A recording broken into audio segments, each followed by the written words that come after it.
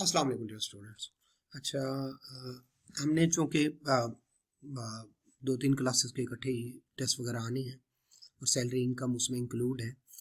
आई cap की जो book है उसमें सेक्शन 51, 50 और 102 ये एग्जम्पशंस हैं सैलरी की। ठीक है, उसमें से हमने सेक्शन 102 पढ़ लिया था। ठीक है, और जो है सेक्शन 51 का सब सेक्शन 2 पढ़ा था हमने। इसका सेक्शन 51 का जो 1 है वो हमने नहीं पढ़ा और सेक्शन 50 नहीं पढ़ा। ठीक है, लिहाजा कहीं पेपर में ये आ ना जाए, जो कि मुझे लगता है कि आ जाएगा। ठीक है, तो हमें ये डिस्कस कर लेनी चाहिए। ठीक है, तो एक छोटी सी वीडियो बना के मैंने आप लोगों के लिए ये कर दिया। सबसे पहले है, मैं जो आपको पढ़ाने लगा हूँ वो है सैलरी में एग्जम्पशन। ठीक है, कौन सी सैलरी है जो आपने ऐड नहीं करनी, और उनमें से कुछ हमने पढ़ी हुई है, कुछ हम पढ़ लेते हैं। सबसे पहले है foreign source salary of resident individual. ये हमने पढ़ा हुआ है कि भाई एनी फॉरेन सोर्स सैलरी, ठीक है, received by a resident shall be exempt if individual has paid foreign income tax on salary. तो भाई ये ख्याल रखना है, इसमें 2-3 बातें हैं। ठीक है, फॉरेन सोर्स सैलरी की बात हो रही है। नंबर 1, किसको रिसीव हो? रेजिडेंट इंडिविजुअल को। अगर उसने उस फॉरेन सोर्स सैलरी पे टैक्स पे कर दिया है, ठीक हो गया। 3 बातें याद करनी है। फॉरेन सोर्स सैलरी हो, हमारा रेजिडेंट इंडिविजुअल हो, उसको रिसीव हो और उस पर वो टैक्स पे कर दे तो वो एग्जेम्प्ट हो जाएगी। ठीक है, तो उसकी सैलरी इनकम एग्जेम्प्ट होगी, वो लिखी नहीं जाएगी, जैसे नीचे वाले एग्जाम्पल है, आप बुक में देख लीजिएगा। ठीक है, और अगर उस पे टैक्स विदहेल्ड हो गया तो भी ऐसा हो जाएगा कि उसने टैक्स पे कर दिया। तो मैं दोबारा से 102 सेक्शन है, पहले पढ़ चुके हैं।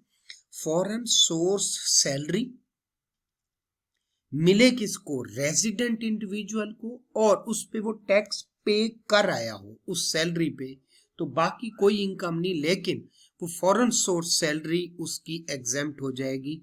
ये वाली एक दफा आपने एग्जांपल देख लेनी है। फिर आगे चलते हैं। एक बंदा है जो पाकिस्तान छोड़ जाता है।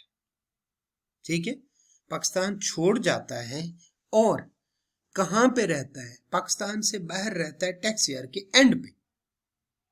तो उसने जो पाकिस्तान से बाहर उस साल कमाया होगा वो एग्जेम्प्ट हो जाएगा। ये नहीं पढ़ते हैं, हमने पहले ये पढ़ लिया है। सेक्शन 51 सब सेक्शन 2 इसको पढ़ते हैं। Where a citizen of Pakistan, Pakistan का सिटीजन, रेजिडेंट नहीं, citizen, leave Pakistan during the tax year, साल के दौरान छोड़ गया, and remained abroad during the tax year, Pakistani छोड़ गया और साल के एंड पे, यानी अगर 2022 की बात करें, 2023 की बात कर ले, ठीक है, वो पाकिस्तान छोड़ के गया है जून, ठीक है, जून भी उल्टा लिखा गया, जून जो है 23 को, और दिन था यकम जून को छोड़ के चला गया 2023 को, और 30 जून 2023 को मुल्क से बाहर ही रहा, वापस नहीं रहा, आया और किधर चला गया? सऊदिया चला गया। तो उसकी जो सऊदिया में सैलरी होगी वो एग्जेम्प्ट होगी। अब 2 बातें होंगी। ऊपर वाला क्या था? रेजिडेंट है, सैलरी आए बाहर से और उस पे वो टैक्स पे कर दिया, एग्जेम्प्ट। पाकिस्तानी है, पाकिस्तान छोड़ के चला गया और वापस नहीं आया उस साल में, तो जो बाहर कमाएगा उस साल की, उसको इनकम एग्जेम्प्ट है। इसी का सब सेक्शन 1 पढ़ते हैं नीचे जरा। Section 51 sub section 1, any foreign source income derived bye a citizen of Pakistan, ठीक है, in a tax year who was not resident individual in any of the 4 preceding tax year, ठीक है, in which individual become resident। ठीक है, तो ये थोड़ा सा, ठीक है, ठीक है, जरा इसको मैं एक्सप्लेन करता हूँ। Shall be exempt from tax in the year, जिस साल में वो रेजिडेंट बनता है और उससे अगले साल में। और ये सब सेक्शन जो 2 है इसमें तो वो कहता है कि ऑलरेडी डिस्कस हो चुका है, और कहाँ पे हो चुका है, ऊपर, ये अभी हम डिस्कस करके आए हैं, ठीक है, आपने देखा भी है, ये देखिए ये अभी डिस्कस हो चुका है। अब हम सब सेक्शन 1 की तरफ दोबारा आते हैं, जरा तवज्जो दीजिएगा। एक पाकिस्तानी है, वो 2016 से पाकिस्तान में नहीं है, ठीक है। Who was not resident in any of 4 पिछले टैक्स ईयर, 2016 से पाकिस्तान में नहीं है, अभी 2023 में वापस आया है, ठीक है। 2023 में आया है अप्रैल में, अप्रैल की कौन सी तारीख को, 15 अप्रैल को, 15 अप्रैल 2023 को वापस आया है। ज़ाहिर अप्रैल, मई, जून, इस साल में तो ये रेजिडेंट नहीं बन सकता, ठीक है। इससे अगले साल वो पाकिस्तान में रहा, ओके। 2024 में, ओके, और 2025 में, फिर 2026 में, 2027 में, इस तरह से, ओके। अब जरा समझिएगा, तवज्जो दीजिएगा, मैं सारे को रेज करने लगा। 2016 में गया था, उसके बाद किसी साल भी पाकिस्तान में नहीं आया, तो 16 में रेजिडेंट नहीं रहा, 17 में नहीं रहा, 18 में नहीं रहा, 19 में नहीं, 20 में, 21 में, 22 में, पिछले कुछ 5-7 साल यहां पे नहीं रहा, तो ये शर्त पूरी हो गई।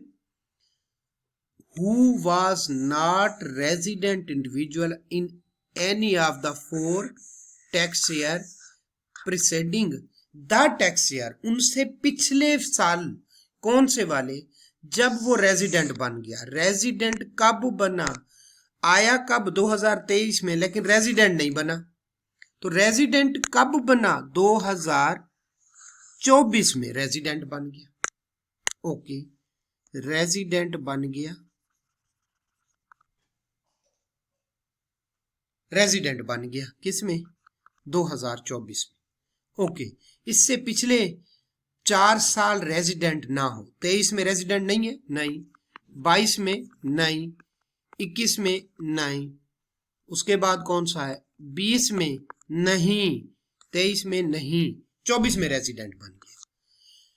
जिस साल रेजिडेंट बने उससे पिछले 4 साल या उससे ज्यादा, 24 में रेजिडेंट बना, उससे पिछले 23, 22, 21 और 20 में रेजिडेंट ना हो, तो उसकी foreign source income, salary income नहीं, सारी income, foreign source income derived by citizen of Pakistan, Pakistan के citizen who was not resident, मैं ग्रीन से करने लगा हूं, इन एनी ऑफ द 4 पिछले 4 या 4 से ज्यादा सालों में किसी साल भी रेजिडेंट ना हो, 23 में ना हो, 22 में ना हो, 21 में ना हो, 20 में ना हो, इससे पीछे भी जा सकते हैं आप, तो वो रेजिडेंट बन गया कब, 24 में, तो वो एग्जेम्प्ट होगी क्या, सेल्फ फॉरेन सोर्स इनकम, जी ठीक है।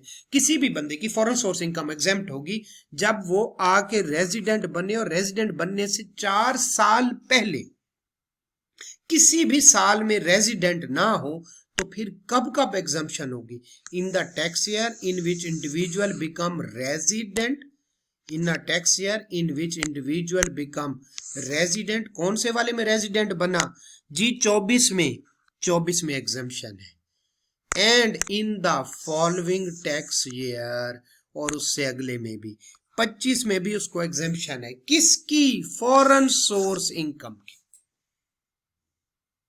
ठीक है, फॉरेन सोर्स इनकम की। तो अगर हम कह दें कि एक बंदा है, उसकी 2023 में, ठीक है, अब जरा एक छोटा सा क्वेश्चन बनाते हैं तो आपको समझ आ गई, दोबारा से करते हैं। एक बंदा जो रेजिडेंट बने, और रेजिडेंट बना 24 में, उससे पिछले कितने सालों में, 4 सालों में से किसी में भी रेजिडेंट ना हो, उसमें से किसी भी पिछले 4 सालों में रेजिडेंट ना हो, तो जिस साल रेजिडेंट बने और उससे अगले साल में फॉरेन सोर्स इनकम एग्जेम्प्ट होगी। जरा एक छोटा सा क्वेश्चन कर लेते हैं, जरा आ जाए। 2023 में उसकी पाकिस्तान सोर्स थी 2 लाख और फॉरेन सोर्स थी 1 लाख, ठीक है। 2023 में तो वो उसको एग्जेम्पशन नहीं मिलेगी। 2024 में, जी 2024 में उसकी 3 लाख इनकम थी पाकिस्तान सोर्स, टैक्सेबल है, और उसकी फॉरेन सोर्स इनकम है 2 लाख। अब बताएं, ये एग्जेम्प्ट हो जाएगी। क्यों? क्योंकि जिस साल आके रेजिडेंट बने और पिछले 4 साल में रेजिडेंट नहीं था, तो 2024 की उसकी फॉरेन सोर्स इनकम एग्जेम्प्ट है।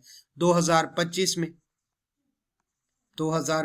में उसकी पाकिस्तान सोर्स इनकम है 1 लाख रुपया और उसकी जो फॉरेन सोर्स इनकम है वो है 4 लाख रुपए। जी फॉरेन सोर्स इनकम एग्जेम्प्ट हो जाएगी। क्यों? क्योंकि जिस साल रेजिडेंट बना और उससे अगले साल उसकी foreign source income, salary income नहीं, सारी इनकम एग्जेम्प्ट हो जाएंगी बस। ठीक है, इसको कहते हैं रिटर्निंग एक्सपैट्रिएट्स। ठीक है, ओके। अब बताएं 2026 में नहीं। क्यों? क्योंकि यहाँ पे क्या लिखा हुआ है, उस साल में और उससे अगले साल, तो 2026 तो अगले से हो गया बस। 24 और 25 में एग्जम्पशन है। 2026 में उसकी पाकिस्तान सोर्स है 2 लाख, एग्जेम्प्ट नहीं है, टैक्सेबल है। उसकी फॉरेन सोर्स है 1 लाख, एग्जेम्प्ट नहीं है, टैक्सेबल है। मेरे ख्याल में समझ आ गई होगी। चलिए, सेक्शन 51 पूरा हो गया हमारा। सेक्शन 51 पूरा हो गया। चाहे तो स्क्रीनशॉट लेके इसको अपने साथ लिख सकते हैं। और ये जो फॉरेन सोर्स इनकम है ये एग्जम्पशन वाले चैप्टर में है, वहां जाके आप इसको जो है लिख सकते हैं। एग्जम्पशन वाला चैप्टर है, उसमें फॉरेन से ये सेक्शन 51 और सेक्शन 2 का कहता है ऑलरेडी कवर, वो ऊपर हो चुका है। आखिरी बात करते हैं, आखिरी बात। ठीक है, एक बंदा, ठीक है, जो सिर्फ पाकिस्तान में इस वजह से है कि उसकी नौकरी है यहाँ पे और वो पाकिस्तान में 3 साल से ज्यादा नहीं है, यानी इस साल आया है या पिछले साल आया था या उससे पिछले साल आया था, तो उसको फॉरेन सोर्स इनकम उसकी एग्जेम्प्ट हो जाएगी। ठीक है, foreign source income of the short term इस रेजिडेंट इंडिविजुअल कैसे है, द फॉरेन सोर्स बाहर वाले सोर्स की income shall be exempt if from tax if, एक बंदा जो कि पाकिस्तान में सिर्फ अपनी एम्प्लॉयमेंट की वजह से है, नंबर 1, और दूसरा वो पाकिस्तान में 3 साल से ज्यादा ना हो। यहाँ पे पीरियड है और पीरियड्स है, यानी 3 साल कंसेक्टिव भी हो सकते हैं और दरमियान में से कुछ अरसा आया चला गया, नौकरी की वजह से यहाँ पे रहता है, तो उस बंदे को फॉरेन सोर्स इनकम एग्जेम्प्ट होगी। लेकिन इसकी 2 शर्तें हैं। एक, कोई बिजनेस पीछे छोड़ आया था, ठीक है, और पाकिस्तान में रहने की वजह से उसका कोई बिजनेस था, पाकिस्तान में रहने की वजह से उधर कमा रहा है, शायद दुकान वहां पे छोड़ आया था, उससे आने वाली इनकम एग्जेम्प्ट नहीं होगी। इसका मतलब है उसकी प्रॉपर्टी वाली इनकम तो एग्जेम्प्ट होगी, अदर सोर्स एग्जेम्प्ट होगी, कैपिटल एग्जेम्प्ट होगी, लेकिन बिजनेस इनकम एग्जेम्प्ट नहीं होगी। दूसरा, को बाहर वाली इनकम पाकिस्तान में ना लाए, इसका मतलब है एक उसकी के जो है प्रॉपर्टी इनकम है और वो बाहर ही है, एग्जेम्प्ट है। प्रॉपर्टी इनकम है लेकिन पाकिस्तान में मंगा ली तो एग्जेम्प्ट नहीं होगी। तो कुल मिला के बात ये है, एक बंदा, ठीक है, सेक्शन 50, एक बंदा पाकिस्तान में जो है वो सिर्फ इस वजह से रह रहा है कि उसकी एम्प्लॉयमेंट है और कंसेक्टिवली या सारे पीरियड मिला के वो जो है 3 साल से ज्यादा ना रहे, तो उसकी फॉरेन सोर्स इनकम एग्जेम्प्ट होगी। लेकिन अगर कोई बिजनेस है उसका बाहर और वो चल रहा है पीछे या छोड़ के आया था, तो वो एग्जेम्प्ट नहीं है। और अगर बाकी कोई इनकम पाकिस्तान में मंगवा लेता है तो पाकिस्तान में बस ना मंगवाए, पाकिस्तान में मंगवा लेगा तो वो भी एग्जेम्प्ट नहीं होगा। मेरे ख्याल में ये आपको समझ आ गई होगी इंशाल्लाह। जो है ये सारी एग्जम्पशन और इनको ज़रूर कर लेना। अल्लाह हाफिज़।